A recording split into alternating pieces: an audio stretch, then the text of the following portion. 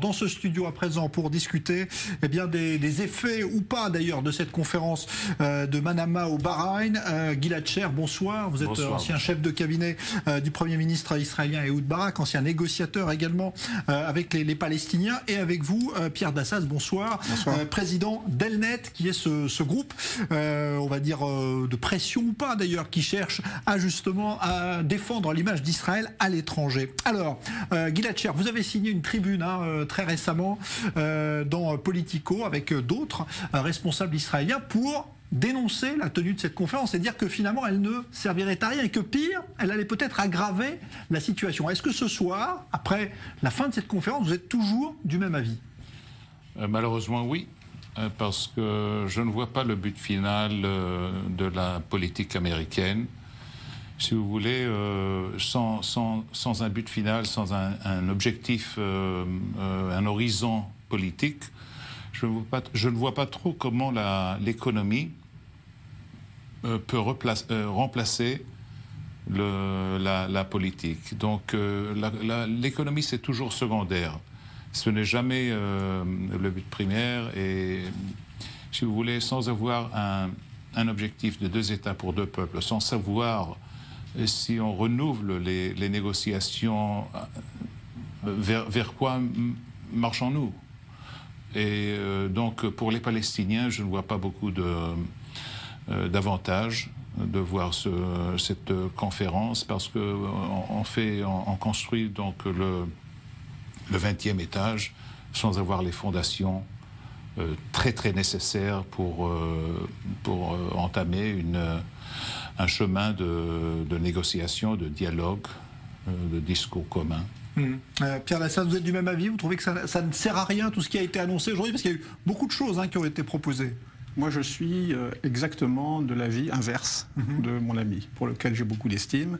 Et c'est une observation qui se fonde sur deux analyses. La première, c'est que je suis un Européen et j'ai un souvenir d'un plan qui s'appelait le plan Marshall, et qui a permis à l'Europe de repartir vers la paix, de créer l'Union européenne, à un moment où la suite de 2 guerres mondiales faisait qu'il y avait une telle animosité, une telle histoire terrible de millions, de dizaines de millions de morts que personne n'imaginait ce qui pouvait se passer à l'époque. Et c'est par un plan économique que tout est reparti. La deuxième chose, c'est que ce que j'ai observé aussi, c'est que, on parlait tout à l'heure d'Ehud Barak, j'ai beaucoup d'admiration et d'estime pour lui. Il a proposé il y a quelques années un plan dont la finalité est établie, dont la générosité était formidable. Ça a été renouvelé ensuite par Ehud Olmert, et ces 2 plans qui étaient des plans politiques et qui avaient offert aux Palestiniens l'essentiel de ce qu'ils demandaient n'ont pas réussi, n'ont pas été successful. Et donc on peut se poser la question de savoir si quelque chose qui n'a jamais été fait a une chance d'aboutir. Et dans le monde dans lequel on vit, c'est souvent les choses surprenantes qui permettent d'aboutir à des solutions nouvelles. Redonner de la prospérité aux Palestiniens s'ils l'acceptent. Et l'avantage de ne pas être un plan politique, c'est qu'il n'y a pas de renoncement spectaculaire à faire de leur part. Ça peut être une voie vers le succès. Et comme le dit un de mes autres amis, qui est un des dirigeants du Golfe, il pense que free trade makes peace. Et que c'est peut-être comme ça qu'on arrivera par la prospérité, par un meilleur niveau de vie, et donc par une éducation plus développée, à faire que petit à petit, ces générations nouvelles arrivent à quelque chose de nouveau. Donc je pense que c'est une initiative intelligente, nouvelle, créative, qui n'a jamais eu lieu. Et rien que pour ça, ça vaut la peine de voir ce qui se passe, parce que j'ai envie de dire qu'il n'y a rien à perdre. Parce que toutes les autres propositions jusqu'ici n'ont jamais fonctionné. Mais la question, c'est de savoir comment appliquer finalement toutes ces bonnes intentions, parce que si les Palestiniens, et c'est le cas ce soir, ne sont pas d'accord, qui va aller finalement leur forcer la main? Comment vous voyez les choses évoluer? Écoutez, d'abord il faut dire qu'il n'y a rien de nouveau dans ce plan économique. On a essayé à Camp David déjà de discuter les investissements et le financement de certains projets. Ça n'a pas marché. D'ailleurs, la dernière négociation entre Israéliens et Palestiniens en 2013-2014, il y avait 4 milliards de dollars sur la table. Ça n'a rien avancé. Et, si vous voulez, le dénoncement des Palestiniens et leur révolte contre contre ce plan, soi-disant plan. C'est pas vraiment un plan, c'est un deal. C'est différent. C'est à peu près la même chose comme nous parlons du lancement de l'intifada, la première et la deuxième. Ça n'a jamais été basé sur des raisons économiques, mais plutôt sur des raisons de politique nationale et de révolte humaine, quoi. Donc vous ne pensez pas que si on donnait plus d'argent, de meilleures conditions de vie aux Palestiniens, ça ferait baisser leur activisme finalement politique et finalement le terrorisme? 50 milliards ou 500 milliards, ça n'aurait rien changé. Pierre Dassas? Je continue à ne pas partager l'analyse de mon ami qui est là. Mais comment on va faire appliquer? Parce que c'est ça la question. Non, je crois que quel moyen de pression? Je crois que la réalité, en fait, est la suivante. C'est qu'on peut se poser la question de savoir si les dirigeants palestiniens veulent la paix. Que tout le monde fasse des déclarations en souhaitant 2 États, grosso modo, beaucoup de gens sont d'accord, ici, en Europe. Je crois même qu'il y a une majorité assez grande de personnes qui espèrent que ça se produise un jour. En Israël aussi. En Israël aussi, évidemment. En même temps, je pense que tout le monde l'espère et que personne ne s'y attend. C'est-à-dire que quand on demande aux gens, est-ce que vous pensez que c'est une bonne solution, les gens interrogés disent oui. Est-ce que vous pensez avoir une chance de le voir un jour de votre vivant? Les gens disent non. Donc il y a une espèce de paradoxe terrible.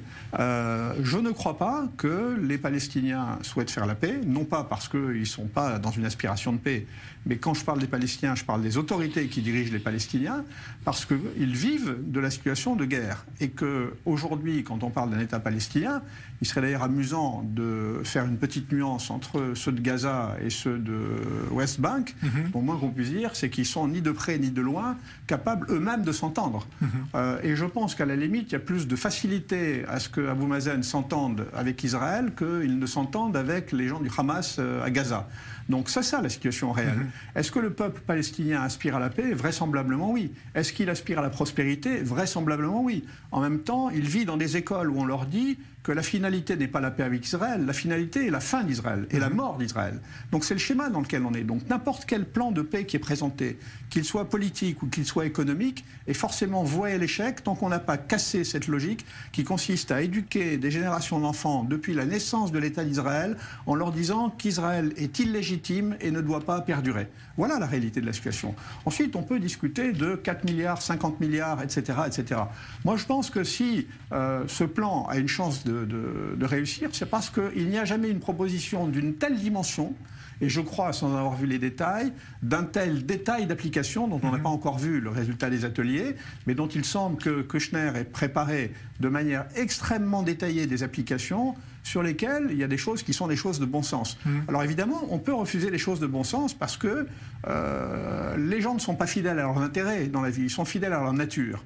Et donc la question, c'est quelle est la nature de ce peuple, et non pas quels sont ses intérêts. S'ils étaient dans le respect de leurs intérêts, ils auraient accepté le plan d'Ehud Barak il y a quelque temps, ils auraient accepté celui d'Ehud Olmert, et ils accepteraient naturellement celui qui leur est proposé par Trump, qui est la première étape d'un plan suivant. S'ils ne veulent pas l'accepter, ils expliqueront que parce qu'il n'y a pas de finalité politique, l'argent ne sert à rien, ou l'inverse, et ils continueront à refuser les plans de paix, et s'en fera un de plus. Moi, je ne suis pas un optimiste en la matière, mais je suis quelqu'un de déterminé à faire que toutes les possibilités d'accomplissement et d'aboutissement en direction de la paix ne soient pas critiquées avant même qu'elles n'aient été mises en place, mais qu'on leur donne une chance d'exister. Donc je suis favorable à ce plan. Ok, Gilad Shaer, dernier mot, parce que Jared Kushner l'a dit aujourd'hui, l'autorité palestinienne n'a jamais réussi à aider son peuple. C'est ce qu'il leur reproche.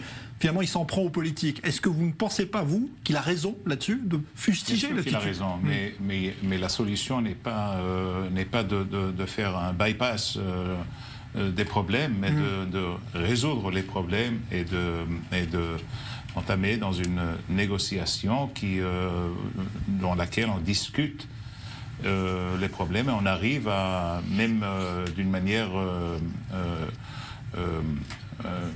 transitaire, quoi, intérim, mais donc on essaye d'avancer pour renverser si vous voulez, la direction envers un État pour 2 peuples, qui est un désastre pour les Israéliens et pour les Palestiniens. Merci Gilad Shaer, merci Pierre Dassas. On suit évidemment les étapes qui vont suivre.